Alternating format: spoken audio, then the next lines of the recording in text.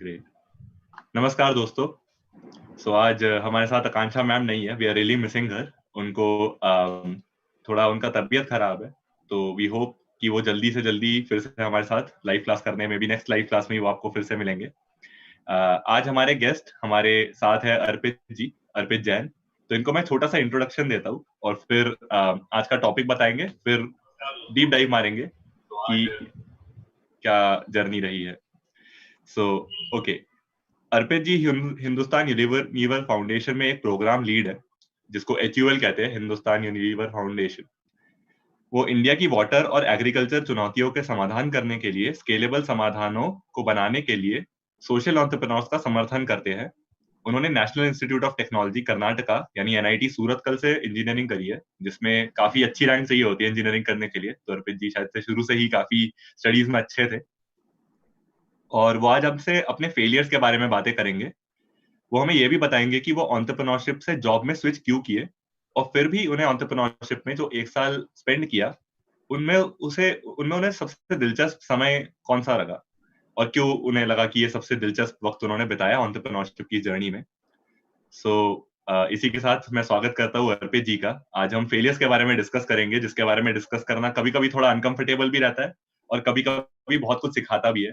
तो thank you so much अर्पित जी हमारे साथ आने के लिए इस शो में।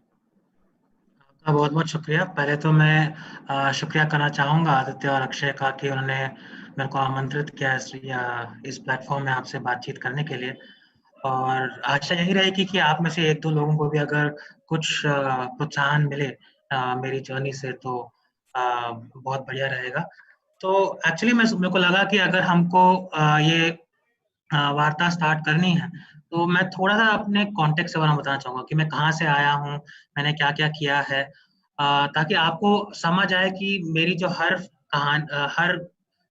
प्रॉब्लम है, हर समस्या है, हर समाधान है, वो किसके ऊपर बेस्ड है। तो अगर देखा जाए तो मेरी कहानी शुरू होती है इंडिपेंडेंस के समय से। मेरे दादाजी थे, वो पार्टीशन के एक समस्याओं से जूझ रहे थे पंजाब में।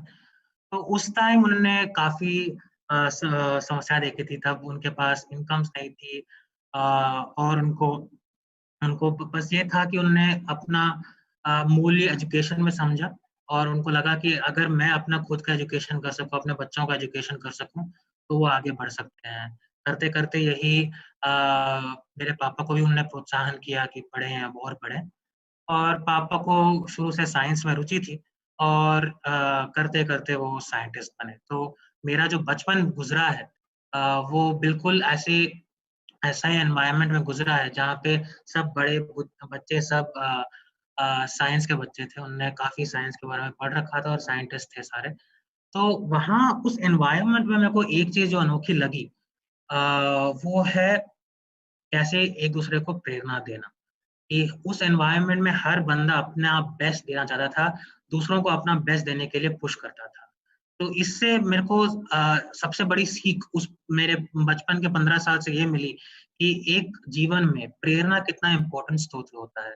अगर हमारा एनवायरनमेंट, हमारे लोग, हमारे इंस्टीट्यूशंस काफ़ी प्रेरणाजनक हों, तो हम कितना आगे बढ़ सकते हैं। तो वो थी मेरी बचपन की कहानी। और जैसा आदित्य ने आपको बताया कि करते-करते मैंने भी ये सोचा कि मैं इंजीनियर बनूँगा, और मैंने NIT सूरतकल में इंजीनियरिंग जॉइन कर ली। करते-करते सेकंड ईयर में जब मैं पहुँचा, तो हमारे हर कॉलेज में ई-सेल होता था। ई-सेल को बोलते हैं एंटरप्रेन्योरशिप सेल। उसमें बच्चों को एंटरप्रेन्योरशिप के बारे में सिखाया जाता है, बच्चों को एंटरप्रेन्योरशिप के बारे में पढ़ाया जाता है, और ये भी कहा जाता है कि कैसे करना है। तो मेरे को याद है हमारा जो पहला एक्सरसाइज़ था, हमारा पहला टास्क था, वो ये था कि हमको ₹1000 दिया गया और बोला गया तुम्हारे पास 3 घंटे का समय है, संडे 10 से 1 बजे। ₹1000 लो, जो करना है करो। एंड में 1 बजे आके हमको ₹1000 दो, जो भी आपको प्रॉफ़िट मिले, वो आपका खुद का। तो हम बच्चे थे, हमको ये ऐसी-ऐसी एक्सरसाइज़ में बहुत रुचि आई। तो हम भागे गए, लोगों से पूछा कि आपको क्या चाहिए, क्या चाहिए? गर्मी का समय था तब, सब बोले कि यार गर्मी से जूझने के लिए जो भी आप दे सकें, वो बहुत अच्छा होएगा। तो बहुत सारों ने बहुत कुछ किया। कइयों ने आइसक्रीम लेके आए, कहीं फैंटा, 7 अप लेके ग्लास में ₹10-10 में बाँट रहे थे।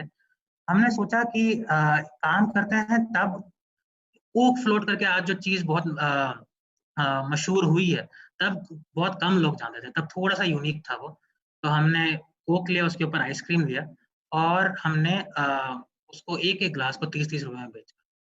तो हम हमारा हमारा जो टीम था वो सबसे अव्वल आई, हमने सबसे ज़्यादा बिकाई करी और उस पर्टिकुलर एक्सरसाइज़ से ही छोटी-सी एक्सरसाइज़ थी पर उससे मेरे को ये समझ आया कि अगर जो हम वर्ड इनोवेशन यूज़ करते हैं, जो हम बोलते हैं कि हमको यूनिक कुछ करना चाहिए, उसका मूल्य क्या है एंटरप्रेन्योरशिप।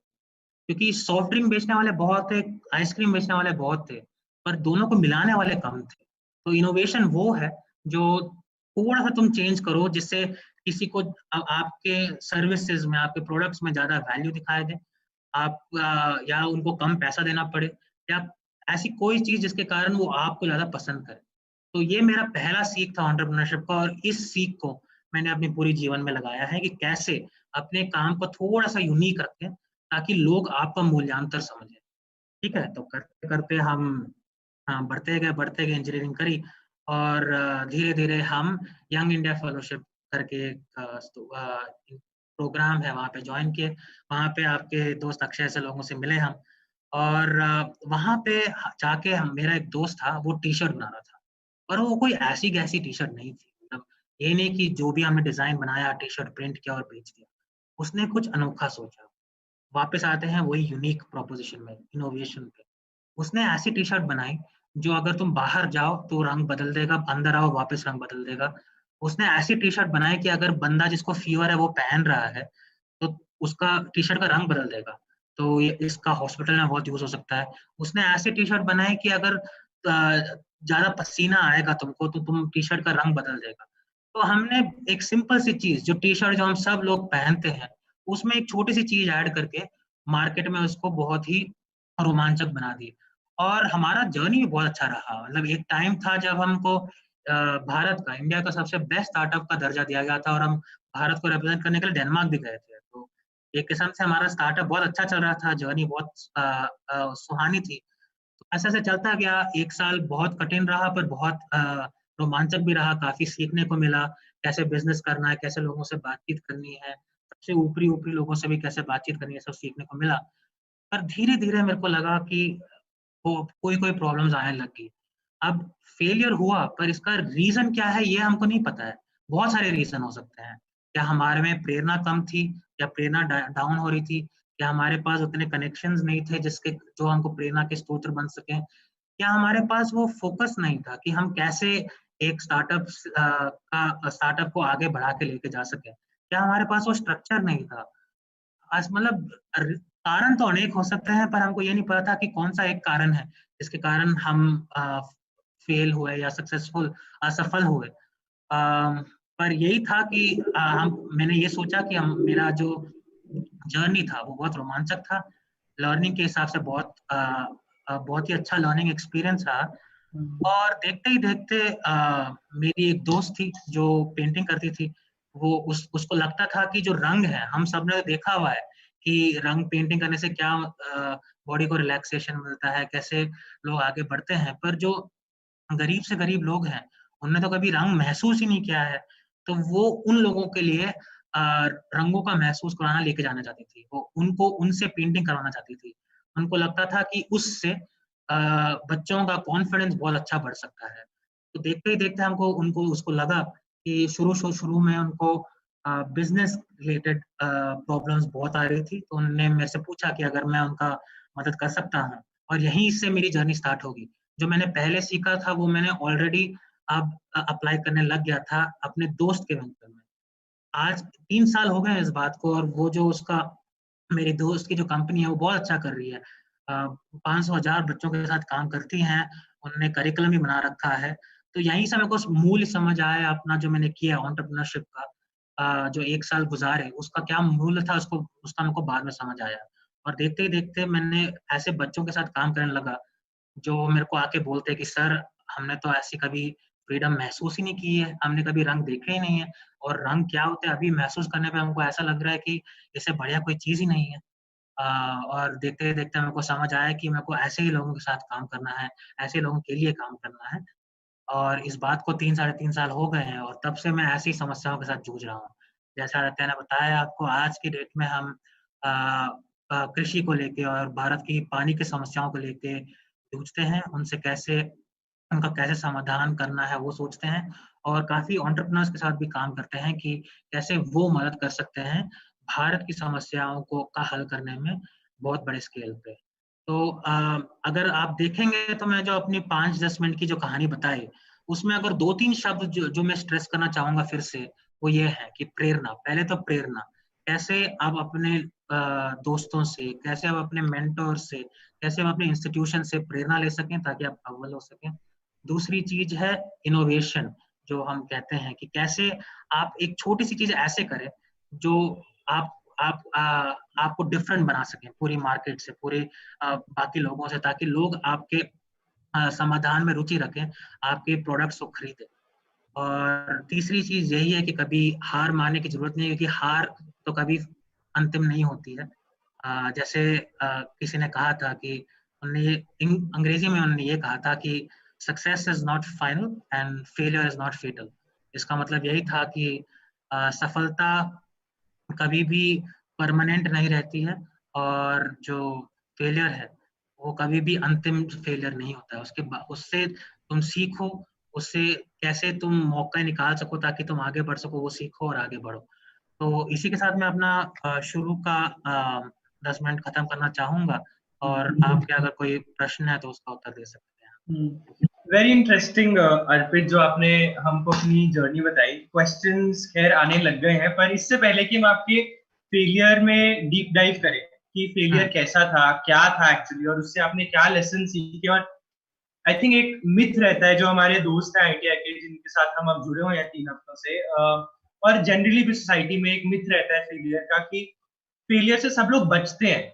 मतलब कोई भी एक्साइटेड नहीं रहता फेल होने के लिए, राइट? क्योंकि कोई भी ये नहीं देखता कि फेलियर के बाद क्या आता है। फेलियर एक फुल स्टॉप लगता है। फेलियर के बाद की जर्नी आपको नहीं पता होती कि होगी कि नहीं। ऐसा लगता है कि मतलब जैसे आपने बोला ना कि फेलियर फेटल नहीं होता, राइट? तो उसके ऊपर मैं इलैबोरेट करने से पहले 2 चीजों के ऊपर स्ट्रेस देना चाहूंगा जो आपने बोला, और मैं स्पेसिफिकली अपने आईटीआई के दोस्तों को बताना चाहूंगा कि अर्पित की लाइफ स्टोरी की जर्नी में उन्होंने काफी श्रेय दिया अपने एंटरप्रेन्योर बनने को 2 चीजों को। एक तो जो उनके कॉलेज में ई सेल था, एंटरप्रेन्योरशिप सेल, जो कि अभी संजीव शर्मा जो हमारे लास्ट पॉडकास्ट में आए थे वो बोल रहे थे कि हम आईटीआईज में इस्टेब्लिश करना चाहते हैं। हर आईटीआई में हम एक एंटरप्रेन्योरशिप सेल इस्टेब्लिश करना चाहते हैं। एक ये चीज आप नोट करके रखिए। और दूसरी चीज है कि अर्पित ने, जैसे हमारे अब तक के हर जो गेस्ट स्पीकर आए हैं, सबने बहुत छोटी शुरुआत की। अर्पित ने जैसे शुरुआत की छोटी छोटी चीजों को बेचने से, और वो अर्पित जो एक्सपीरियंस था, मैं चाहता हूँ कि आप 2 मिनट लेके या 3 मिनट लेके आपकी लर्निंग उस एक्सपीरियंस से क्या रही थी, उसका महत्व, आपने जो 1 साल दिया एंटरप्रेन्योर बनने में और 1 साल जो आप एंटरप्रेन्योर रहे उसमें, उसका क्या लिंक रहा? तो एक्चुअली मेरे को लगता है जो पहला, मैं दूसरा क्वेश्चन पहले आंसर करूंगा, जो आपने बोला स्लो स्टार्ट के बारे में। और मेरे को लगता है कि इन सम वेज वो ज्यादा अच्छी बात है, बुरी बात नहीं है। क्योंकि जब हमको स्लो स्टार्ट मिलता है, हमको ये भी देखने को मिलता है कि हमारी गलतियां कहाँ हो रही हैं, हम क्या क्या चेंजेस ऐसे ला सकते हैं जिससे हमारी जो सर्विसेज हैं, हमारे जो प्रोडक्ट्स हैं, और भी अच्छे बन सकें। तो बातचीत करते हैं उसी के बारे में। मेरा जो पहला स्टार्ट था, हमने टी शर्ट बनाई, पर हमको लगा अगर हमको टी शर्ट बेचनी है तो उसका पैकेजिंग अच्छा होना चाहिए, उसके डिजाइन अच्छे होने चाहिए। तो हमने 2-4 डिजाइन बनाए, पैकेजिंग वगैरह मटेरियल खरीदा, और हमने हमारी यूनिवर्सिटी के अंदर ही लोगों को बोला कि अगर आपको ये टी शर्ट खरीदनी है तो हमको बताएं। हम कितने 1000 लोगों की यूनिवर्सिटी थी तब, और हमको लगा कि हम सब मित्र हैं तो कम से कम 100-150 लोग तो खरीदेंगे ही इसको। पर सबसे हमको रजिस्ट्रेशन आए 5, सिर्फ 5 लोगों ने रजिस्टर किया था, और हम उससे बहुत ही चिंतित थे, बहुत डिसअपॉइंटेड थे कि हमको लग रहा था हमारे मित्र ही 100 से ज्यादा हैं तो वो सब तो खरीदेंगे ही। पर ऐसा हर टाइम नहीं होता है, जब हम बिजनेस की दुनिया में जाते हैं तो ऐसा नहीं होता है। और उस एक्सपीरियंस ने हमको काफी सिखाया। जब हम 5 लोगों को टी शर्ट दी, हम उनसे पूछा कि कैसे जा रहा है आपका एक्सपीरियंस, उनने 5 बार वो टी शर्ट धोए, फिर उसके बाद एक बंदे के टी शर्ट में वो रंग निकलने लग गया, एक बंदे की टी शर्ट में पीछे का जो स्टिकर था वो निकलने लग गया, और हमने कहा ये तो हमने सोचा ही नहीं, अगर हमने ये टी शर्ट 150 लोगों को दी होती तो हमारी बहुत बेइज्जती होती कि हमने टी शर्ट तो एक प्रीमियम कॉस्ट में बेच रहे हैं, अगर उसके बाद रंग निकलने लग गया तो ये बहुत बेइज्जती की बात है। और ये जो 5 थे मेरे बहुत ही कटु मित्र थे, बहुत ही अच्छे मित्र थे, सॉरी। तो उन्होंने हमको कुछ बोला नहीं और हमको उससे सीख मिली कि कैसे हम ऐसी समस्याओं को का देख के कैसे उसको सॉल्व कर सके और कैसे अगले स्टेप में जा सके। अब अगले स्टेप की बात करते हैं तो यूनिवर्सिटी में एक फंक्शन हो रहा था। हमने सोचा कि उस फंक्शन में टी शर्ट चाहिए उनको, हम उनके टी शर्ट बनाएंगे। तो देखते देखते 150 लोगों ने वो टी शर्ट का रजिस्टर किया और हम थोड़े से खुश हुए कि एटलीस्ट थोड़ा सा पैसा हमको कमाने को मिलेगा। पर ये हम प्रॉब्लम्स ये हुई कि हमारा जो वेंडर था जिससे हम टी शर्ट बना रहे थे, उसने टाइम पे डिलीवरी नहीं करी और टाइम पे डिलीवरी नहीं हुई, 2 दिन लेट डिलीवरी हुई। जो टी शर्ट 1 जून को सबको जानी थी वो 3 जून को गई सबको, और इससे बहुत लोग निराशाजनक हुए। पर अंत में क्योंकि हमारा फंक्शन 1 से 3 जून तक का था तो सबके पास टी शर्ट चली गई और हमको यही फीडबैक मिला कि आप प्लीज टाइम पे चीजें दिया करें। अगर आप बोल रहे हैं 1 जून को डिलीवर करेंगे तो 1 जून पर डिलीवर किया करें। तो हमको तब समझ आया कि कैसे लोगों का टाइम का महत्व क्या है, कैसे डिलीवरी एक प्रॉपर डेट पे जानी चाहिए और कैसे हमको वेंडर के साथ अच्छी रिलेशंस बनाने चाहिए ताकि वो डिले ना कर पाए। और थोड़ा-सा हमको फैक्टर ऑफ सेफ्टी जो हम बोलते हैं वो रखना चाहिए कि अगर 1 जून को डिलीवर करना है तो वेंडर से हम वही चीज़ 30 मई को मंगवा लें ताकि 1 दिन लेट भी हो जाए तो कोई दिक्कत ना हो। तो मैं ये कहूँगा कि हर पड़ाव पे जैसे हम धीरे-धीरे बढ़ते गए, हमको काफ़ी सीख मिली। पर अगर शुरुआत में ही हमारी बहुत ज़्यादा सेल्स हो जाती, तब शायद मार्केट हमको आगे बढ़ने नहीं देता क्योंकि वो हमारी फीडबैक अच्छी नहीं होती, हमारे रिव्यूज़ नहीं अच्छे होते और कोई हमारे प्रोडक्ट्स को खरीदता नहीं। तो जो हमारी शुरुआत जो बहुत धीमी हुई, बहुत स्लो हुई, उससे एक्चुअली हमको बहुत बेनिफिट मिला। हमको काफ़ी सीखने को मिला और अपना प्रोडक्ट और अच्छा करने का मौका मिला।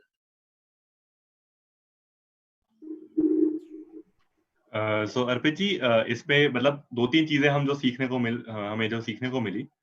एक तो है कि इनोवेशन, आपने अपनी स्टोरी के दौरान 2 बड़ी चीजें बताई। एक तो आपने छोटा इनोवेशन किया जब आपको ई सेल में मौका मिला कि आपने आइसक्रीम और चॉकलेट को मिला दिया।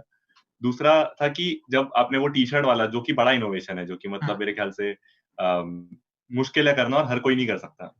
तो इनोवेशन बड़ा छोटा दोनों हो सकता है और ऑब्वियसली जर्नी के अलोंग बहुत सारी चीजें सीखने को मिलती है और बहुत सारी चीजें जब पीछे मुड़ के देखो तो लगता है कि हाँ, जो भी हुआ अच्छे के लिए हुआ। जैसे आपने वो जो कहानी बताई कि 5 लोगों को बिका, शुरू में खराब लगा, लेकिन बाद में पता चला कि हाँ, ये सीखने का अच्छा मौका है। कम लोगों को बेचो, उनसे फीडबैक लो, फिर जब इम्प्रूव कर ले तब ज़्यादा लोगों पर आगे बढ़ो। अच्छा, मैंने ऑडियंस में एक छोटा-सा लिख कर भेजा था कि आपने जो बात बोली थी कि हार कभी अंतिम नहीं होती। Success is not final, failure is not fatal. तो मैंने पूछा था लोगों से कि उनका क्या मानना है और यहाँ पर कुछ ऑडियंस कमेंट्स हमारे दोस्तों ने दिए हैं। कोमल राजपूत कहती है, जी सर, बिल्कुल करेक्ट बोल रहे हैं अर्पित सर। और कुछ सवाल भी है हमारे पास। रिया शर्मा भी कह रही है, राइट जी सर। सो आपकी बात से आई थिंक दोस्त भी एग्री कर रहे हैं हमारे। मिस्टर शिवम और मिस एसवी दोनों का सेम सवाल है। सर, आपको आइस और चौक मिलाने का आइडिया कहाँ से आया? एक्चुअली ये इसको हैक ही कहूँगा मैं, हमारा आइडिया बिल्कुल नहीं था। हमने क्या किया, मैं एक्चुअली आया था, मैं बैंगलोर में पला बड़ा हूँ, मैं एक शहर से पला बड़ा हूँ। हमारे शहर में मैकडॉनल्ड्स हुआ करता था, पर जो हमारा कॉलेज था वो एक गांव इलाका में था। वहाँ पे ऐसी जो कोक फ्लोट, जो आइसक्रीम और चॉकलेट या आइसक्रीम और कोका कोला को जो मिलाने का वो जो मिश्रण था, वो पहुंचा नहीं था। तो हमको हमको पता था कि लोगों को ये पसंद है क्योंकि ये बहुत अच्छे से बिकती थी शहरों में। हमको लगा वही चीज़ जो शहर में बिकती है हम अपने कॉलेज में लेके आए, अपने गाँव में लेके आए, ताकि लोगों को इसका रोमांच मिल सके। तो इसमें इनोवेशन मेरा तो नहीं था, इनोवेशन किसी और का था, पर इससे सीख यही मिलती है कि हर जगह इनोवेशन हो रहा है, तो हम अपनी आँखें खुली रखें, देखें कि कैसे कहीं पे कुछ हो रहा है, कहीं पे कुछ हो रहा है, उनका मिश्रण कर दिया और एक और अच्छी चीज़ बना दी। अ, ये सबसे बड़ी सीख थी कि आप ये देखते रहें कि क्या प्रॉब्लम क्या है लोगों की और उस प्रॉब्लम का एक यूनिक और इनोवेटिव सॉल्यूशन क्या हो सकता है, इनोवेटिव समाधान क्या हो सकता है। इसी बात पे अर्पित, मैं आपसे पूछना चाहता हूँ, आई थिंक ये काफी इंटरेस्टिंग पॉइंट उठाया आपने कि इनोवेशन और आइडिया, राइट? लाइक जरूरी नहीं है कि आपका ओरिजिनल हो, राइट? लेकिन आप एक्चुअली इंस्पायर हो सकते हैं एक आइडिया से, या एक्चुअली 10 आइडिया से इंस्पायर होके आप इनोवेट कर सकते हैं। इसके बारे में आप थोड़ा सा और बोलेंगे? देखिए, मतलब अगर आप हर चीज देखेंगे, अब मैं अपने टी शर्ट बिजनेस के बारे में ही बताता हूँ जो हमने किया था। जो सबसे शुरुआत हुई थी, वो जो आइडिया की शुरुआत थी वो भारतवर्ष में नहीं थी। वो एक्चुअली एक म्यूजिक फेस्टिवल होता है, उसका नाम है टुमारो लैंड। ये बेल्जियम एक देश है, वहां पे होता है यूरोप में। वहां पे उन्होंने ऐसी टी शर्ट बना रखी थी कि जो म्यूजिक बज रहा है बाहर, उससे तुम्हारी टी शर्ट में भी जैसे एक इक्वलाइजर आएगा, टी शर्ट में भी रंग बदलते रहेंगे, टी शर्ट में भी डिजाइन बदलते रहेंगे। और हमने कहा, आज तक हमने टी शर्ट सिर्फ एक स्टैटिक चीज देखी, हमने स्थिर चीज देखी है इस टी शर्ट को, जैसे आप पहन रखे, जैसे आप पहन रहे रखा। और हमने कहा ये तो बहुत ही अच्छी चीज है। और जिसको भी हमने वो वीडियो दिखाई, सब बहुत रोमांचिक हुए, सब बोले कि हाँ, हम इसके लिए 1000 रुपए तक देने के लिए तैयार हैं। तब हमको थोड़ा सा पता चला कि काफी चीजें हैं जो हम टी शर्ट के ऊपर कर सकते हैं। ये आइडिया वहां से निकला, क्या कर सकते हैं। वो धीरे धीरे हमने रिसर्च करी कि क्या क्या कर सकते हैं। और काफी टाइम लगा, समय बहुत लगा, 3-4 महीने लग गए हमको रिसर्च करते हुए कि क्या ऐसी चीज कर सकते हैं जिससे लोगों को बेनिफिट हो। और देखते ही देखे ऐसे आइडियाज मिले जो केमिकल इंजीनियरिंग के रिलेटेड थे। जो मेरा दोस्त था, जो को फाउंडर मोहित, वो केमिकल इंजीनियर था। तो उसने ऐसे ऐसी डाइस के साथ काम कर रखा था जो सन से, जो सूर्य से रिएक्ट करती हैं, जो पानी से रिएक्ट करती हैं। उसने सोचा क्यों ना उसका मिश्रण किया जाए, क्यों ना टी शर्ट का और केमिकल इंजीनियरिंग का मिश्रण किया जाए और हम एक अच्छा प्रोडक्ट बनाए। तो यही बात है कि मैं देखता हूँ कि हमारी हर बंदे की कहानी अलग है, हमारी एक्सपर्टीज अलग है, और हर बंदा यूनिक है। हर हर बंदे में कैपेबिलिटी, एक क्षमता है। तो हम उस क्षमता को जानते हुए और अपनी क्षमता और बढ़ाते हुए, पढ़ने से, लोगों से बात करने से और देखने से, चीजें देखने से, कैसे उन दोनों का मिश्रण कर सके और एक ऐसी चीज निकाले जो लोगों की समस्याओं का हल ढूंढ सके। ये हमारी सबसे बड़ी सीख रही उस टाइम। और इसी के कारण हमारी जो सफलता थी, तो पहले 6-8 महीने हम बहुत सफल रहे, इसी के कारण हमारी सफलता कम बढ़ती गई। आई थिंक अगर मैं इसको समराइज करूं, और मैं आप जैसे जैसे बोल रहे हैं मैं काफी चीजें सोच रहा हूँ ऐसे वैसे, तो टी शर्ट बेचना नई चीज नहीं है, राइट? मतलब अगर हमारे दोस्त भी अभी कुछ टी शर्ट बेचने कंपनी खोलते हैं तो I am sure T shirts बिकेंगी, क्योंकि कई चीजों की डिमांड हमेशा रहती है। आप खाने की चीजें, मतलब उसकी डिमांड जितनी आप बढ़ा भी सकते हो और उसकी हमेशा रहती है डिमांड। लेकिन आपने एक बेसिक प्रोडक्ट को लिया, तो चाहे आपकी कंपनी सिर्फ टी शर्ट ही बेचती तो भी आप एंटरप्रेन्योर रहते, लेकिन आपने एक बेसिक प्रोडक्ट के ऊपर एक वैल्यू ऐड कर दिया, और वो वैल्यू ऐड जो आपने कर दिया वो आपका यूनिक प्रोपोजिशन बन गया, यूनिक सेलिंग पॉइंट बन गया आपका, राइट? जिसके कारण आपने शायद, हो सकता है, प्रॉफिट्स एक्स्ट्रा कमाए हो। क्योंकि एक टी शर्ट को अगर आप 200 रुपए में बेच सकते हो, लेकिन एक ऐसी टी शर्ट जो रंग बदलती है आपके पहनने पे, राइट, उसको आप शायद 400 रुपए, हाँ, मतलब 600-700 एग्जैक्टली, राइट? तो आई थिंक ये एक टेक अवे मैं जरूर अपने दोस्तों को कहना चाहूंगा कि इसके बारे में जरूर सोचें, और हम आगे क्लासेस में भी इसके ऊपर डिस्कस करें। Aditya, back to you. तो अर्पित जी, एक और सवाल जो बहुत आ रहा है, आई थिंक हमारे स्टूडेंट्स को बहुत एक जिज्ञासा है कि वो फॉर्मूला जानना चाहते हैं कि ये कैसे हो रहा था, शर्ट बदल कैसे रही थी रंग। तो इसके बारे में थोड़ा और डिटेल बता सकते हैं, और अगर ये पेटेंटेड नहीं है तो शायद से किसी की हेल्प हो जाए, पता नहीं, मतलब इट डिपेंड्स ऑन यू। तो इसमें हमको देखो 2-3 सीख हैं। आज की डेट में जो इंडियन मार्केट है, वो हमने रियलाइज किया इतना रेडी नहीं है इसको बाय करने के लिए, इसको खरीदने के लिए। क्योंकि 2 चीजें हैं, एक तो जो मटेरियल हम बाइंड करते हैं उसका टिकना टी शर्ट में बहुत मुश्किल है। और दूसरा कि जिस रेट में हम बेचते हैं, जिस रेट में मटेरियल प्रोक्योर होता है, वो बहुत हाई है। तो इसी के कारण, क्योंकि हम इंडिया में ये चाहते हैं कि हमारा टी शर्ट 200 रुपए से कम हो, तो 250 रुपए से कम हो, इसलिए बिकती नहीं है। पर हाँ, अगर आप किसी को भी रुचि है इसके बारे में थोड़ा सा एक्सप्लोर करने के लिए, तो आप गूगल करिएगा हाइड्रोफोबिक टी शर्ट, या हाइड्रोफोबिक टी शर्ट गूगल करिए, या सन किसिंग टी शर्ट्स गूगल करिए, जो भी आप ऐसे ऐसे टर्म्स गूगल करिए, आपको बहुत सारे लिंक्स मिल जाएंगे। आज की डेट में सोल्ड स्टोर करके एक स्टोर है, सोल्ड स्टोर करके एक टी शर्ट की कंपनी है, SOULED स्टोर। वो भी ऐसी टी शर्ट बेचती हैं, उनने भी बहुत काम कर रखा है पिछले 1 साल में इसके ऊपर। तो काफी कंपनियां आज की डेट में हैं जो स्टार्ट कर रही हैं इस आइडिया को लेकर। तो अगर आप में से कोई भी इस आइडिया से जुड़ना चाहें तो आप ट्राई कर सकते हैं। Interesting. I think Aditya type भी कर रहे हैं हमारे YouTube चैनल पे, ताकि आप सब लोगों को पता चल जाए जो अर्पित बोल रहे हैं। फिर भी कोई कंफ्यूजन रहेगी तो हम अर्पित से लिंक्स लेकर आप लोगों को दे देंगे। अर्पित, आपने काफी इंटरेस्टिंग चीज कही, and I think it's a good point कि हम अब नेक्स्ट चैप्टर पे बढ़े इस कॉन्वर्सेशन के। आपने कहा कि इंडियन मार्केट आपके प्रोडक्ट के लिए रेडी नहीं थी, राइट? क्या ये एक रीजन था कि आपको 1 साल 1.5 साल के बाद इनफैक्ट अपना स्टार्टअप बंद करना पड़ा? ये हो सकता है। तो मैंने जैसे आपको शुरू में बताया था कि ये पता करना कि वो एक रीजन कौन सा था जिसके कारण हम आगे नहीं बढ़ पाए, वो बहुत मुश्किल है। पर ये एक कंट्रीब्यूटिंग कारण हो सकता है जिसके कारण हमको बंद करना पड़ा।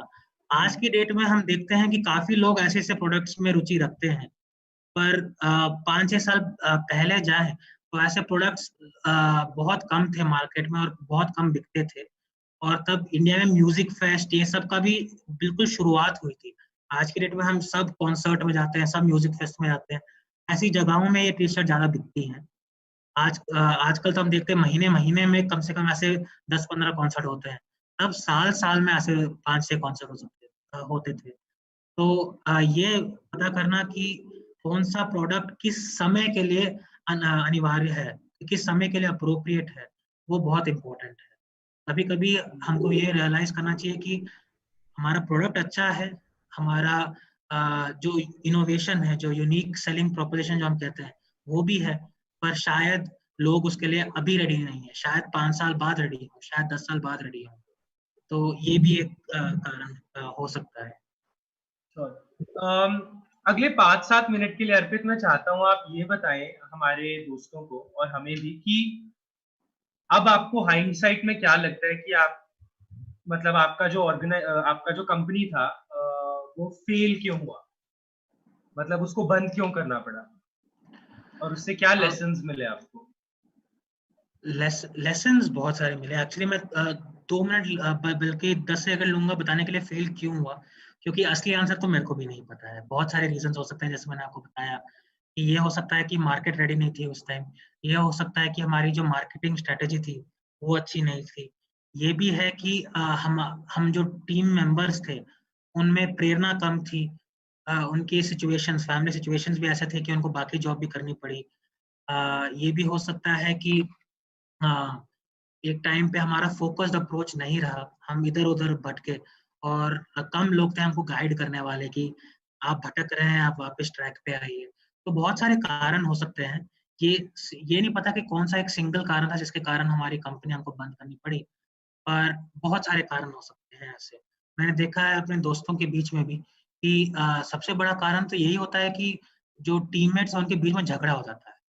ठीक है, मेरे काफी दोस्त हैं जो एंटरप्रेन्योर्स हैं, तो उससे हमको ये रियलाइज हुआ था कि हमको टीम मेंबर चाहे दोस्त भी हों, उनके बीच अभी कॉन्ट्रैक्ट रखना चाहिए कि मेरे पास इतनी परसेंट कंपनी, तुम्हारे पास इतनी परसेंट कंपनी, ताकि बाद में जाके दिक्कतें ना हो। थैंकफुली हमारे ऑर्गेनाइजेशन में ऐसी प्रॉब्लम्स नहीं हुई, पर ये ऐसी प्रॉब्लम्स भी कंपनियों को जूझना पड़ता है, क्योंकि जब प्रॉफिट्स आने लग जाते हैं तब ऐसी लड़ाइयाँ और बढ़ने लग जाती हैं। तो ये थी बात कि फेलियर क्यों हुआ, पर फेलियर से क्या सीखा, आई थिंक इस पे मैं ज़्यादा कॉन्सेंट्रेट करना चाहूँगा, क्योंकि मेरे को लगता है मैंने काफ़ी सीखा जो आज तक मेरे को हेल्प करती आ रही हैं, और जो मैं आज आपके सामने हूँ, आई थिंक उन्हीं फेलियर से सीख के मैं आगे बढ़ पाया हूँ। आई थिंक सबसे बड़ा लेसन यही रहा कि this is not the end of the world. ये मतलब ये कोई अंतिम फुल स्टॉप तो है नहीं। हमको ये समझ आया कि जिंदगी में फेलियर्स तो आते ही रहेंगे, क्योंकि जब एंटरप्रेन्योरशिप करते हैं हम ये देखते हैं कि छोटी छोटी फेलियर्स तो ऑलमोस्ट डेली बेसिस पे आती है।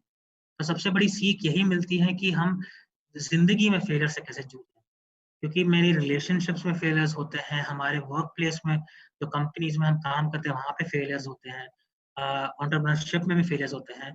तो ये एक बहुत बड़ी सीख है हमको कि फेलियर से कैसे जूझना है, उनसे कैसे आगे बढ़ना है, उनको कैसे एक अपॉर्चुनिटी के मामले में देखनी है, ना कि एक बाधा के के रूप में। दूसरा कि मेरे को ये लगता है कि जब हम एंटरप्रेन्योर होते हैं, तो काफ़ी अनसर्टेनिटी होती है, जो अनिश्चितता हम बोलते हैं, काफ़ी हाई लेवल पे होती है। हमको पता नहीं कि अगले दिन में क्या-क्या समस्याएँ आने वाली हैं, क्या-क्या बाधाएँ आने वाली हैं, जिससे हमको आगे जूझना पड़ेगा। और धीरे-धीरे हम उसी में कंफर्टेबल हो जाते हैं। हमको पता है कि कल पता नहीं क्या होने वाला है, पर हमको उसके बारे में चिंता नहीं हो रही है। और जैसी नौकरी मैं आज की डेट में कर रहा हूँ, उसमें भी बहुत सारी अनसर्टेनिटी है।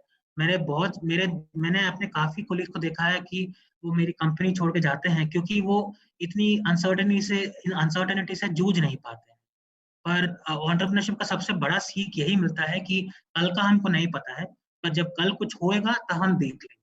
हमारे पास इतना कॉन्फिडेंस होता है, हमारे पास इतना सेल्फ एक्सप्रेशन होता है कि हम हर बाधा से आगे बढ़ने की क्षमता रखते हैं, हम ये सब जान लेते हैं।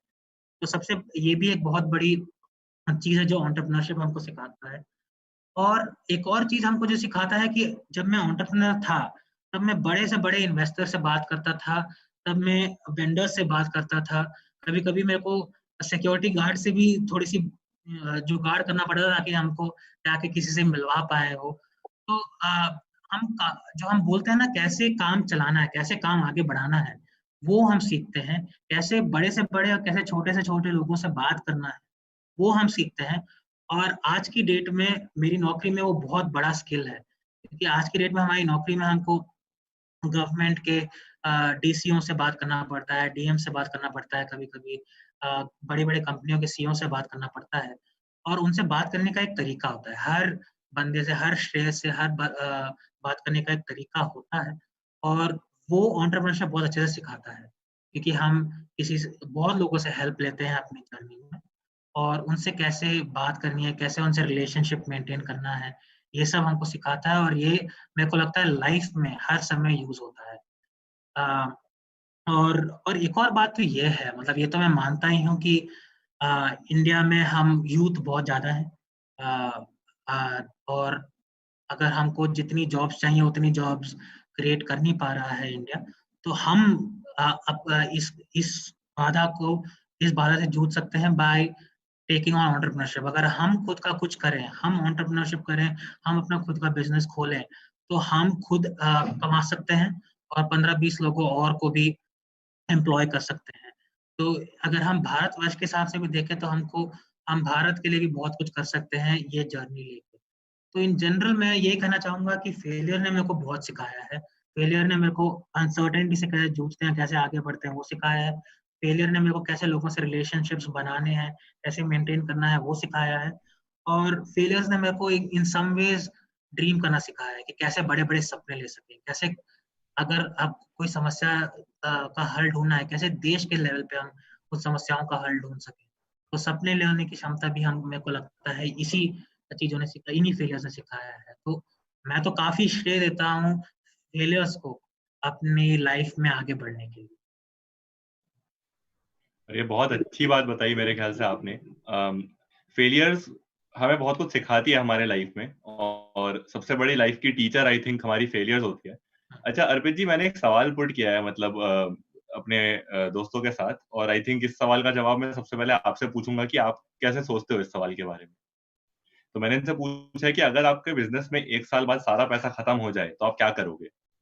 अब इसमें सबसे बड़ी बात समझने वाली है कि कोई भी तरीका गलत नहीं है, बहुत सारे तरीके हैं। हो सकता है कि मैं एक नौकरी पकड़ लूँ और 5-6 साल बाद फिर वापस आऊँ, या 2 साल बाद फिर वापस आऊँ बिल्कुल, उस फील्ड में।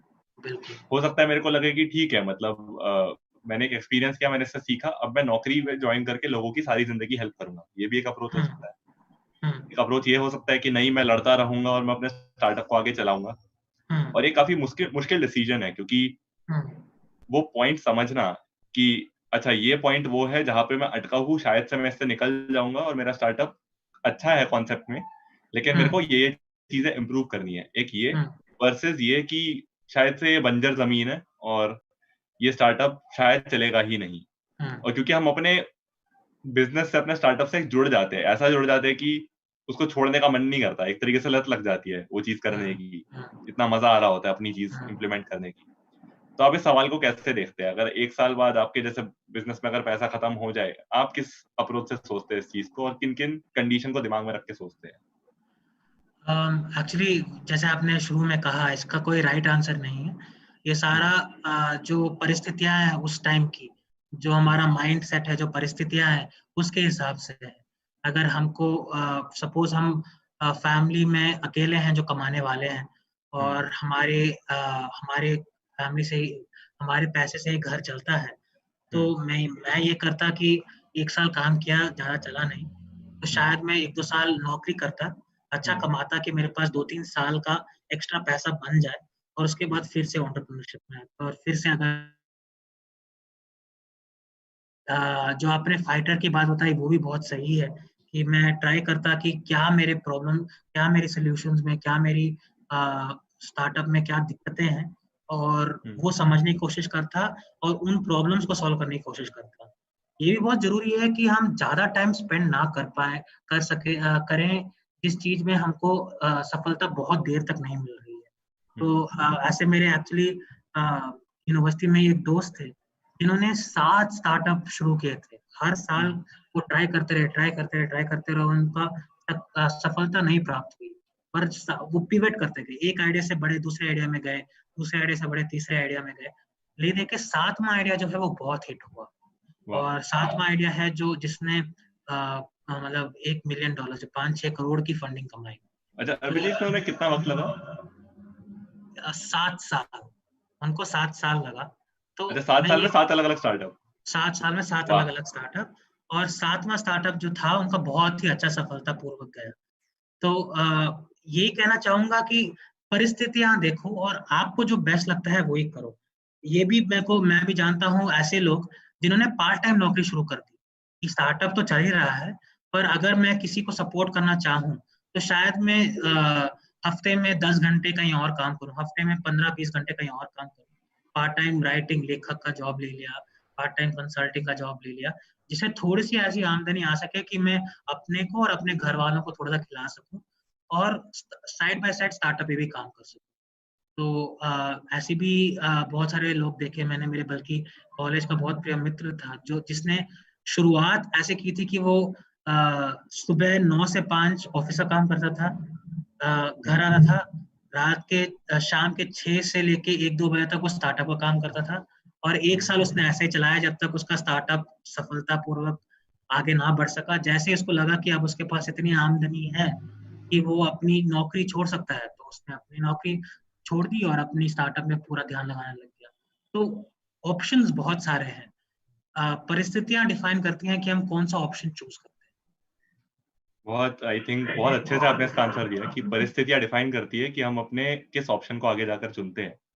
क्योंकि जैसे 2-3 कहानियां यहाँ पे फिर से एक थोड़ा पेन डालना चाहूंगा इस पर। एक तो आपकी कहानी कि आपने कैसे एक स्टार्टअप चलाया, काफी सक्सेसफुली चलाया, फिर आपको लगा कि ठीक है परिस्थितियां अभी उतनी अच्छी नहीं है शायद से, तो मैं नौकरी कर लेता हूँ, या फिर मेरे ख्याल से मेरे को लगता है कि अब जैसे मेरे साथ जब ये हुआ था तो मैंने भी यही किया था। तो मेरे साथ जब मेरे सारे पैसे खत्म हो गए थे, और मेरे साथ होता रहता है ऐसे, मतलब ऐसा नहीं है कि कभी दोबारा नहीं होगा या फिर आज तक हुआ नहीं, ये होता रहेगा आई थिंक। और मैं कहता भी हूँ काफी लोगों को जो मेरे से पूछते हैं कि ये हैप्पी एंडिंग लाइफ में, जैसे आपने बोला भी था कि success is not final, failure is not fatal, कोई भी हार अंतिम नहीं होती और कोई भी जीत भी अंतिम नहीं होती। जब तक जिंदा रहोगे आई थिंक हार जीत का वो सिलसिला चलता रहता है।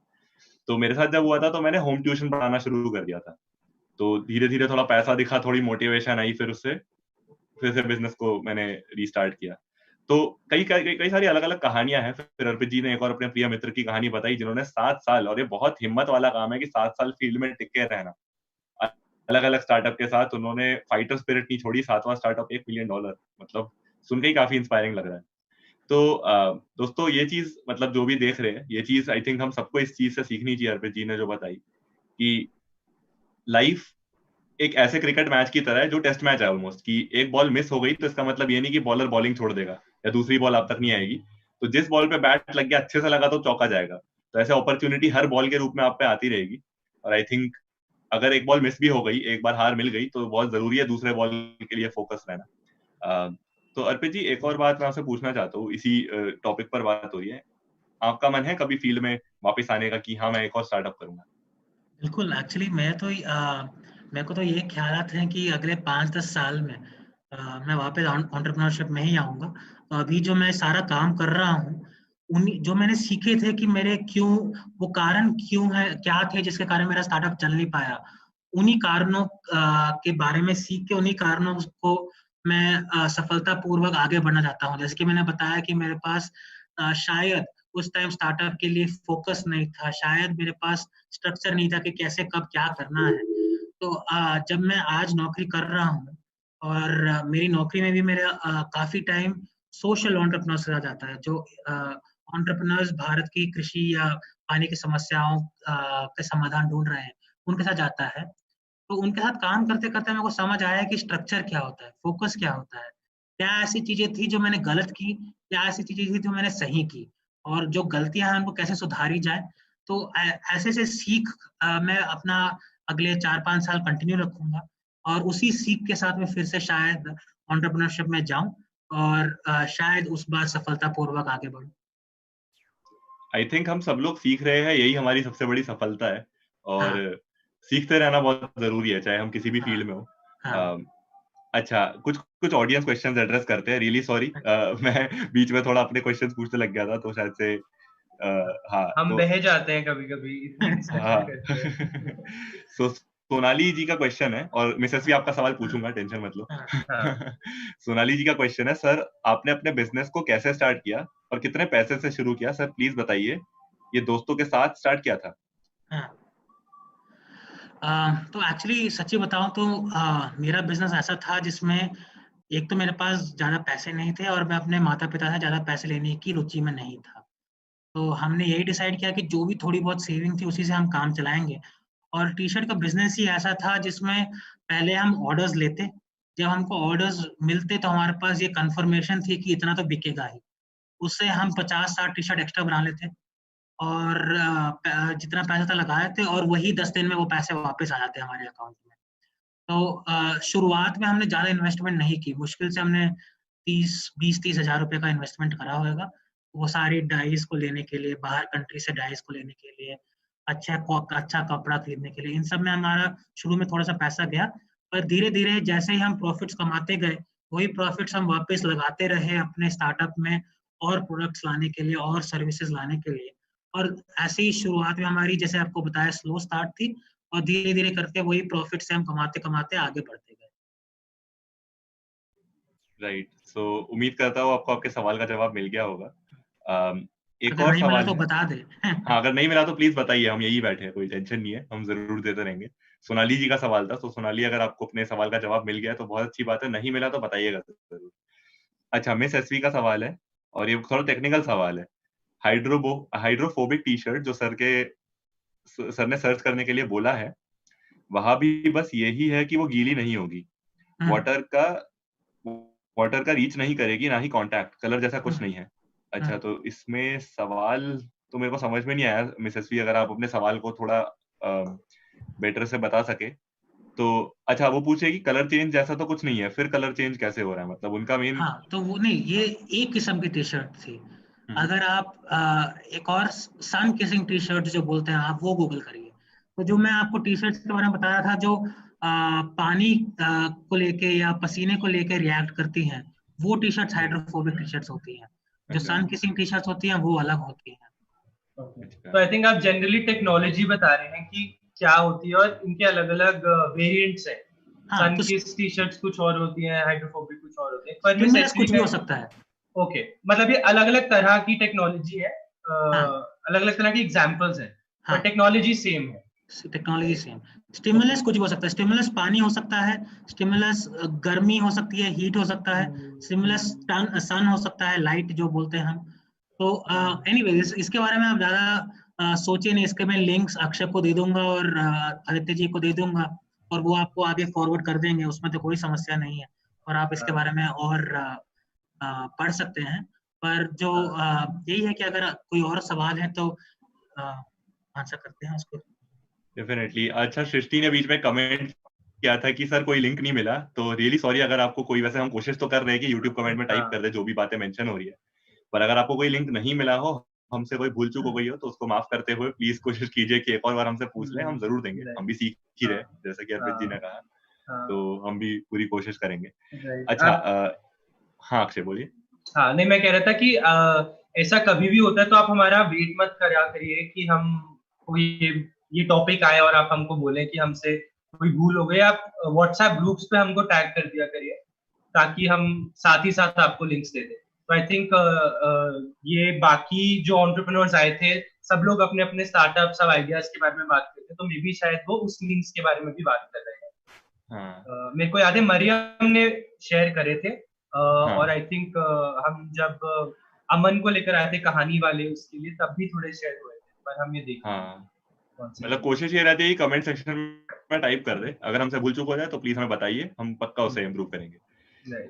अच्छा, आरती जी कहती है, तो आरती कश्यप ने लिखा है, एक्चुअली मैंने वो जो सवाल पूछा था कि अगर आपका सारा पैसा खत्म हो जाए 1 साल बाद तो आप क्या करोगे, तो आरती जी ने कहा है कभी भी हमें हार नहीं माननी चाहिए, कोशिश करते रहनी चाहिए। बहुत अच्छा अप्रोच है आरती, ये फाइटर स्पिरिट बहुत जरूरी है हर फील्ड में। सोनाली राय का एक बहुत ही प्रैक्टिकल जवाब है, सर बैंक से लोन ले लेंगे। हाँ, अगर आपके पेपर स्ट्रांग हो, आपके बिजनेस में अच्छी खासी बिक्री हुई हो पिछले साल एक बार कभी भी किसी भी मौके पर, और फिर पैसे खत्म हुए हो, तो बैंक से लोन उठाना शायद से आपके लिए एक अच्छा ऑप्शन रहेगा। पिंकी जी कहती है, एक चीज मैं आपको यहाँ पे पॉइंट आउट करना चाहूंगा, सॉरी आपको इंटरप्ट कर रहा हूँ मैं, नहीं, कि हर टाइम हम जो फाइनेंशियल मैनेजमेंट या जो कैश मैनेजमेंट बोलते हैं, ये मैंने देखा है जो अब स्टार्टअप्स का था, मैं अभी भी काम कर रहा हूँ, सबसे बड़ी समस्याएं होती हैं। जैसे कि अभी हमारा कोविड का टाइम चल रहा है और बहुत सारे स्टार्टअप्स ऐसे हैं जो जिनके जिनके पास 1 या 2 महीने का ही सिर्फ पैसे हैं। तो हर टाइम ये ध्यान में रखें कि आपकी जो रिस्क है वो बहुत ज्यादा ना हो। ये ऐसा नहीं हो कि अगर आपका स्टार्टअप फेल हो जाए तो आप बहुत बड़ी समस्याओं में पड़ जाएंगे। तो वो ध्यान हमेशा रखिएगा कि बहुत बड़ा लोन नहीं लेना है आपको, बहुत बड़ा कर्जा नहीं लेना है जिसके कारण आपको बाद में समस्याएं आ सके। तो अपने रिस्क को अच्छे से समझिए और उससे आगे बढ़िए। आई थिंक मैं कमेंट्स में आदित्य और अर्पित आप दोनों को रिक्वेस्ट करूंगा इसको थोड़ा एड्रेस करने के लिए कि 7 इयर्स जो जिनका फेलियर रहा, एक तो आई थिंक मिस ऐसे ही पूछे कि वो आपके सर, मतलब अर्पित से पूछे कि सर वो आपके अभी भी फ्रेंड है कि नहीं। तो आई थिंक हमको शायद मोटिवेटेड लगा कि किसी ने मतलब 7 साल फेल होने के बाद भी अपनी ग्रिट दिखाई, डिटर्मिनेशन दिखाई और सक्सीड हो गए। पर आई थिंक जो हमारे ऑडियंस के दिमाग में इसका पिक्चर बन रहा है वो बहुत पॉजिटिव नहीं बन रहा, कि आई थिंक क्योंकि 7 साल फेल होने का मतलब वो विजुअलाइज कर रहे हैं कि 7 साल कुछ नहीं किया, वो फेल ही होते रहे और शायद होते रहे और कुछ पॉजिटिव नहीं हुआ शायद उनकी लाइफ। तो इसका उत्तर बहुत इंटरेस्टिंग है। वो मेरे अभी भी मित्र हैं। ये मैं समझता हूँ ऑडियंस को कि कैसे लगेगा उनको कि ये करते रहे, पर उनकी जो स्टार्टअप्स है वो बहुत बहुत डिफरेंट समस्याओं से जूझ रहे थे। पहले उनको लगा कि कैसे लोगों के मित्र बढ़ाए। काफी लोग लोनलीनेस से गुजरते हैं, स्पेशली जब कोई नए शहर में आते हैं, नए जगह में आते हैं, तो कैसे उनके मित्र बढ़ाया जाए, सेकंड डिग्री कनेक्शन से कैसे इंट्रोडक्शन करवाया जाए। तो उनका एक स्टार्टअप ऐसा था जो लोकेशन फाइंडर टाइप था, कैसे डिफरेंट चीजों की लोकेशन हम पता कर सकें जो हमारे आसपास, रेस्टोरेंट्स हो जाएं, खाने पीने की चीजें हो जाएं, जो भी हो जाए। एक स्टार्टअप ऐसा था जो काफी राइटिंग पे फोकस था, कि कैसे पब्लिशिंग करा जाए, कैसे बुक्स को आगे बढ़ावा दिया जाए। इसके बारे में मैं एक्चुअली बहुत ज़्यादा डीप में नहीं घुसूंगा क्योंकि मेरे को डीप में इतना पता भी नहीं है। बस इतना पता है कि हर स्टार्टअप से उन्होंने बहुत अलग अलग चीजें सीखी और एंड में जब उनका 7वां स्टार्टअप सक्सेसफुल हुआ, वो उन्हीं सारी चीजों को सीखते हुए वो आगे बढ़ पाए। उनका जो स्टार्टअप था उनको उसका नाम है योर कोट, और वो यही करता है कि लोगों को एक प्लेटफॉर्म देता है कि जाके कुछ भी लिख सकें। वो जैसा इंस्टाग्राम है वैसा ही इंस्टाग्राम है राइटर्स के लिए। तो उनको काफी साल लगे, जैसे आपने बताया शायद 7 साल ही लग गया हूँ, पर ये मेरे को पता है कि उनका 6वां 7वां स्टार्टअप था जो सक्सेसफुल हुआ। पर उन्होंने ये हर टाइम कहा है कि कैसे डिफरेंट डिफरेंट चीजों स्टार्टअप से उन्होंने बहुत सारी अलग अलग चीजें सीखी, और उन सारे सीखों का मिश्रण बना के ही उनका जो 7वां स्टार्टअप है वो सक्सेसफुल रहा। तो ये जानना बहुत जरूरी है कि जो हम जो भी करें उसमें इसमें कॉन्सेंट्रेट करें कि हम क्या सीख रहे हैं, क्या हमारी सीख है, और उस सीख को हम हर जगह कैसे अप्लाई कर सकते हैं। Interesting. I think Sachin Kumar का एक क्वेश्चन है कि सर आपने टी शर्ट्स का काम कब शुरू किया और वो कब तक चला? हमने शुरू किया था 2015, मिड 2015 में, और मैंने जो टी शर्ट्स का जो बिजनेस था वो स्टार्ट हुआ था समवेयर अराउंड सितंबर अक्टूबर 2015, जो पूरा फुल थ्रॉटल स्टार्ट हुआ था। मैंने उनको ज्वाइन किया था दिसंबर 2015 में। मैंने छोड़ा था ये बिजनेस मार्च 2017 के आसपास। इंटरेस्टिंग। अगला क्वेश्चन वैभव पूछते हैं कि सर किसी बिजनेस को स्टार्ट करने के कितने टाइम बाद उसको रजिस्टर करा सकते हैं, एंड जीएसटी कब लगता है, एंड एम्प्लॉइज को प्रूडेंशियल फंड देने के लिए कम से कम कितने मेंबर होने चाहिए? ये तो आप किसी एस्टैब्लिश्ड बिजनेसमैन से पूछिए, उनसे ना पूछिए जो बिजनेस में फेल हुए हैं अभी तो। पर एनीवेज वो तो एक जोक था। In general I think PF EPF वगैरह जो लगता है वो तब लगता है जब आपका एम्प्लॉय स्ट्रेंथ 10 से 10 मेंबर्स से ज्यादा बढ़ जाता है। I might be incorrect but I think this is what it is. और दूसरा ये कि आप रजिस्टर तो तब भी करवा सकते हैं जब आप बिजनेस स्टार्ट नहीं किए हो। हमारा एक कंपनी रजिस्टर्ड था even before starting the company, पर ऐसी भी कंपनियां हैं जो 2 साल के बाद रजिस्टर करवाती हैं। 2 साल अपने प्रोडक्ट्स को टेस्ट करती हैं, ये करती हैं, उसके बाद रजिस्टर करवाती हैं। इसके प्रोज एंड कॉन्स, मतलब बेनिफिट्स भी हैं और इसमें प्रॉब्लम्स भी हैं। अगर रजिस्टर करवाते हैं तब आपको रजिस्ट्रेशन के पैसे देने पड़ते हैं, और वो कम नहीं होते, 20 से 25 हज़ार तो कम से कम लग जाते हैं अगर आप लॉयर के थ्रू रजिस्ट्रेशन करवाएं। पर ये भी है अगर आप जल्द ही में अगर आप इन्वेस्टमेंट लेना चाहें किसी से, अगर आप चाहें कि कोई इन्वेस्टर आके आपके आइडिया में, आपके प्रोजेक्ट में पैसा डालें, तो वो चाहेंगे कि वो कंपनी रजिस्टर्ड हो, क्योंकि उसी से उनका रिस्क कम होएगा। अगर रजिस्टर्ड कंपनी नहीं होगी तो हम पैसा लेके भाग जाएंगे, वो पैसा क्यों डालेंगे? वो कंपनी में पैसा डालेंगे जब रजिस्टर्ड हो।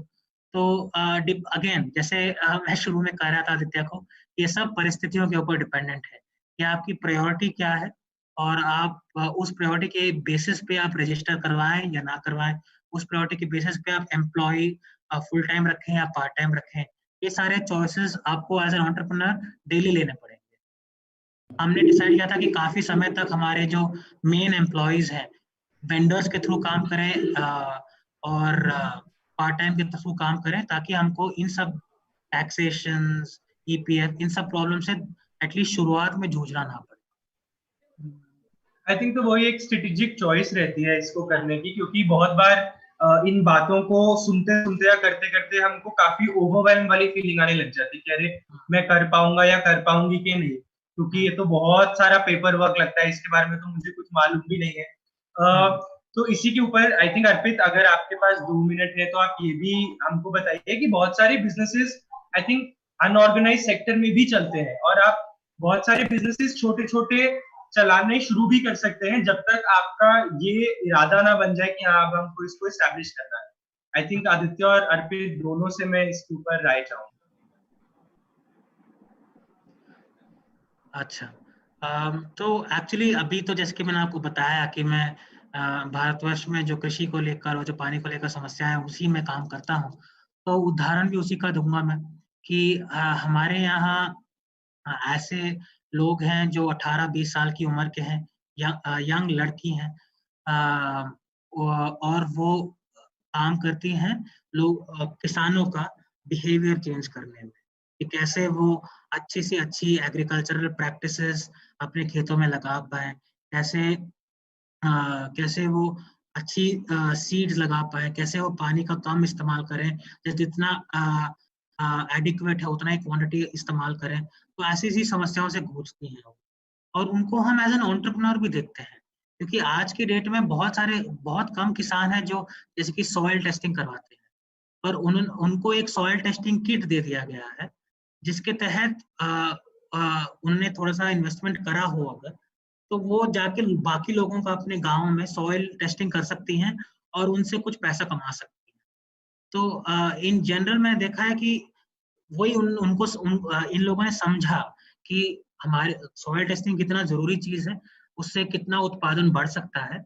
और अगर हम वो फार्मर के डोरस्टेप में, फार्मर के फील्ड में, उनके खेत में जाके कर पाए, तो फार्मर को कितना, किसान को कितना बेनिफिट होएगा और उनको कितना पैसा कमाने को मिलेगा।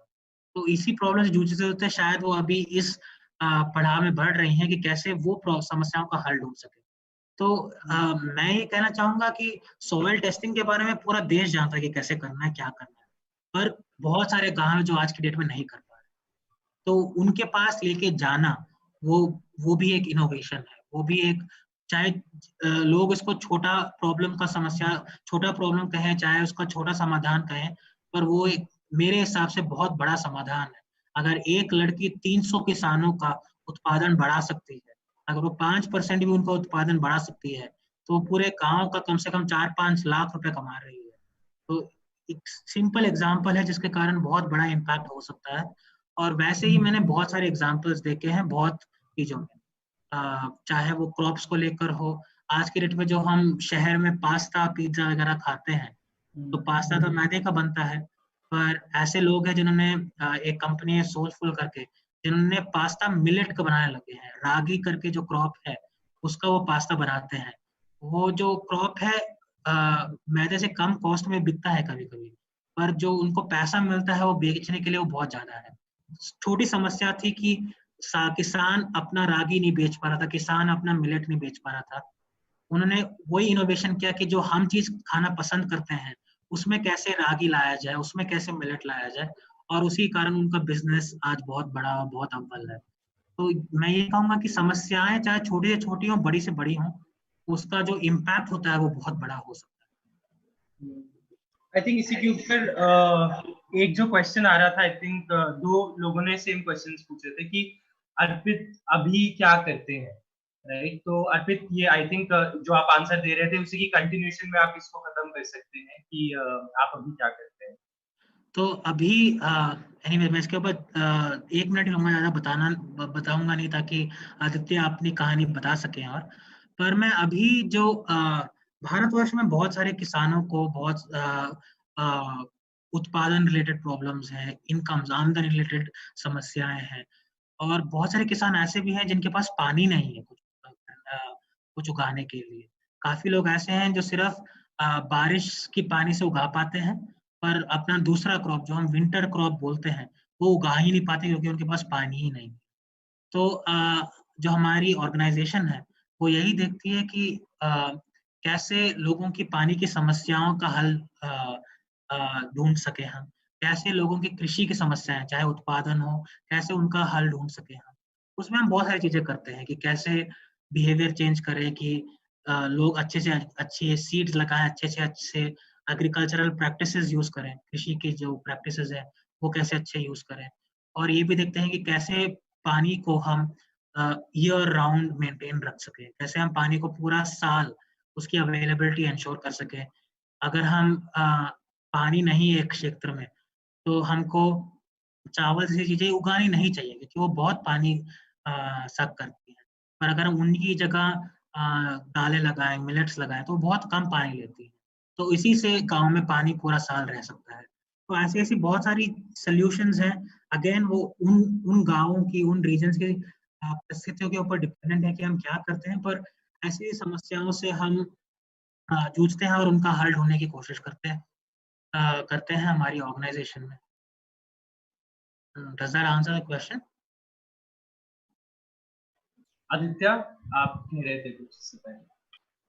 हाँ, तो सबसे पहले तो आई थिंक अर्पित जी ने जो बात कही मैं उससे पूरा अग्री करता हूँ कि अगर आप कोई भी इनोवेशन कर रहे हो या फिर अगर आप कोई भी चीज बना रहे हो, जरूरी नहीं है कि वो रॉकेट साइंस हो। अभी आई थिंक हमने वो सेगवे वाली वीडियो में भी देखा कि सेगवे जो कि अच्छी खासी एक बड़ी इनोवेशन थी, अच्छी खासी टेक्नोलॉजी थी, उसकी स्मूथली चल रहा था, लेकिन वो लोगों के किसी काम नहीं आई तो लोगों ने नहीं खरीदा। वहीं पर अगर कोई सिंपल सी चीज है जो लोगों की मदद कर सकती है, कोई भी बना सकता है, बट अभी तक किसी ने बनाया नहीं, वो आपने बना दिया, और आपने छोटा सा उसमें कुछ ऐसा चेंज लाया जो कि लोगों के लिए उस चीज को या तो सस्ता बनाता है या फिर उनकी मेहनत बचाता है। तो मेरे ख्याल से अब जैसे अमेजोन पहले से था, लेकिन फ्लिपकार्ट आया, फ्लिपकार्ट ने बस एक चीज बदली कि वो पहले से पैसा नहीं लेगा, जब आपके घर पे प्रोडक्ट डिलीवर हो जाएगा वो तब पैसा लेगा। उससे फ्लिपकार्ट बड़ा बना। फिर अमेजोन को ये चीज समझ में आई कि अच्छा, इंडिया के लोग तो पहले पैसा नहीं देंगे, इंडिया के लोग बाद में पैसा देंगे चीज लेने के बाद। तो अमेजोन ने भी फिर वो चीज चालू कर दी। आज की डेट में ई कॉमर्स का सबसे बड़ा वो फीचर बन गया है जिसको कहते हैं कैश ऑन डिलीवरी। तो ये छोटा सा चेंज था, इसमें कोई बहुत बड़ी साइंस या टेक्नोलॉजी नहीं थी, लेकिन इस छोटे से चेंज ने पूरे ई कॉमर्स के मार्केट को बदल दिया इंडिया में। जहां कोई भी ऑनलाइन सामान नहीं खरीदता था, वहां आजकल हर कोई ऑनलाइन सामान खरीदता है। तो मेरा मानना है कि हाँ, कोई भी आपका इनोवेशन हो, वो अगर लोगों की मदद कर रहा है तो वो कितना बड़ा इनोवेशन है, कितना मतलब रॉकेट साइंस जैसा है कि किसी को समझ में नहीं आ रहा, ऐसा होना जरूरी नहीं है। आई थिंक मेरे केस में भी वो अप्लाई करता है कि हम करियर गाइडेंस करते हैं स्टूडेंट्स की। अभी ऐसे आपको एंटरप्रेन्योरशिप पढ़ा रहे हैं, तो आपको एंटरप्रेन्योरशिप पढ़ाने वाले हजारों लोग मिलेंगे, लेकिन हम मेरे ख्याल से थोड़ा अलग तरीके से पढ़ा रहे हैं, इसीलिए प्रोबन और उद्यम साथ में आप तक पहुंचा पा रहा है काम गवर्नमेंट के साथ। तो इसी के चलते आई थिंक मैं चाहूंगा कि अर्पित जी से ऑब्वियसली काफी कुछ सीखने को मिला, बट एक लास्ट एडवाइस अगर अर्पित जी आप हमारे दोस्तों को देना चाहे। लास्ट एडवाइस मतलब जो बडिंग एंटरप्रेन्योर्स हैं उनको। एक्चुअली लास्ट एडवाइस तो यही है जो इस पूरे वार्ता का टॉपिक है, विच इज फेलियर को रिलेटेड, कि आप हमको फेलियर को कभी भी as a full stop treat नहीं करना चाहिए, but as a comma treat करना चाहिए कि उसके बाद अभी कहानी अभी बची है दोस्त। फेलियर्स मेरे हिसाब से सबसे बड़ी सीख है हमारे लिए, और दुनिया के सबसे बड़े लोगों को ले लो, मतलब आप कोई भी, अगर आप बिजनेस या एंटरप्रेन्योरशिप की बात करें, तो जो भी आप नाम लेना चाहें उन सब ने फेलियर से जूझा है। स्टीव जॉब से ले लो, उसको खुद की कंपनी से निकाल दिया था। बिल गेट्स की पहली कंपनी चली ही नहीं थी क्योंकि वो उस टाइम के लिए नहीं बनी थी।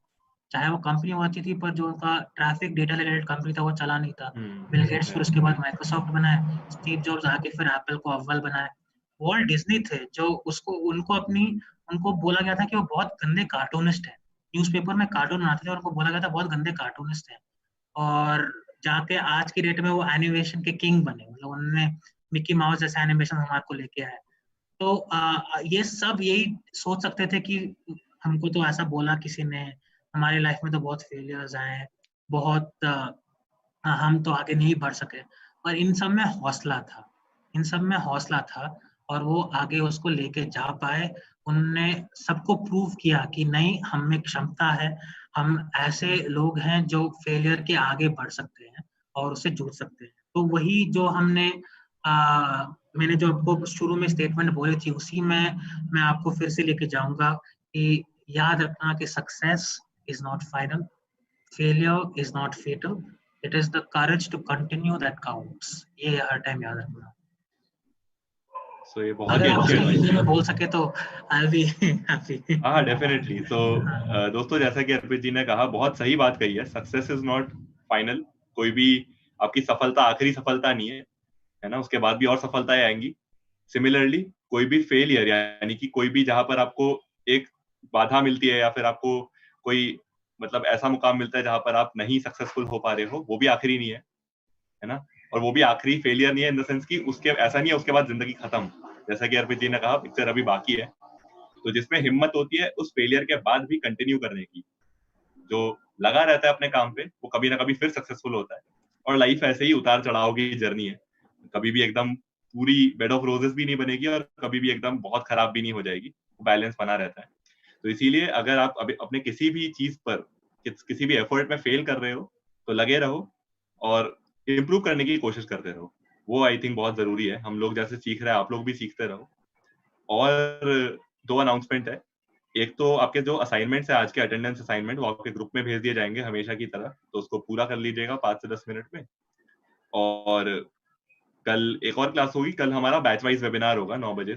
तो सॉरी 9 बजे कह रहा हूँ, 8 बजे शाम के, अभी 9 बजे पर कल शाम को 8 बजे होगा बैच वाइज वेबिनार। तो आपके जो भी इंस्ट्रक्टर्स है, आपके उनके साथ जूम कॉल पे हमारी अगली इंस्ट्रक्शन होंगी, और कल आज की ही तरह वीडियोस भी रिलीज कर दी जाएंगी शाम के 5 बजे। इसी के साथ thank you so much to the audience members जो आए, उन्होंने हमारी क्लास को सुना और हमसे सवाल पूछे और हमारी बातें सुनी। Thank you so much. और सबसे बड़ा थैंक यू मैं करना चाहता हूँ अर्पित जी का। थैंक यू सो मच अर्पित जी, अपना इतना अच्छा एक्सपीरियंस हमारे साथ शेयर करने के लिए, हमें इतना कुछ सिखाने के लिए और हमें इंस्पायर करने के लिए। Thank you so much and thank you so much thank to you Akshay so also much for all of hosting. You. और अगर आपके पास कोई प्रश्न हो तो आप अक्षय से, आदित्य से पूछिएगा और मैं उसका उत्तर देने में बिल्कुल तत्पर रहूंगा। Right. Thank you so much अर्पित।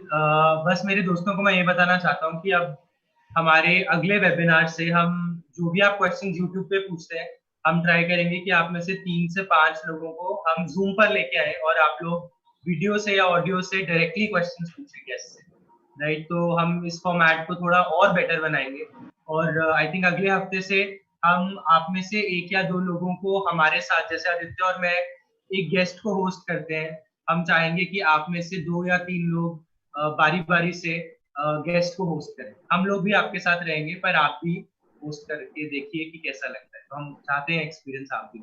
इसके ऊपर हम आपको और बताएंगे अगले कुछ दिनों में, वॉइस नोट शेयर करेंगे व्हाट्सएप के ग्रुप्स पर, तो stay tune for that. Thank you Arpit, thank you Aditya and Saman, good night to everyone. Thank you so much, bye bye.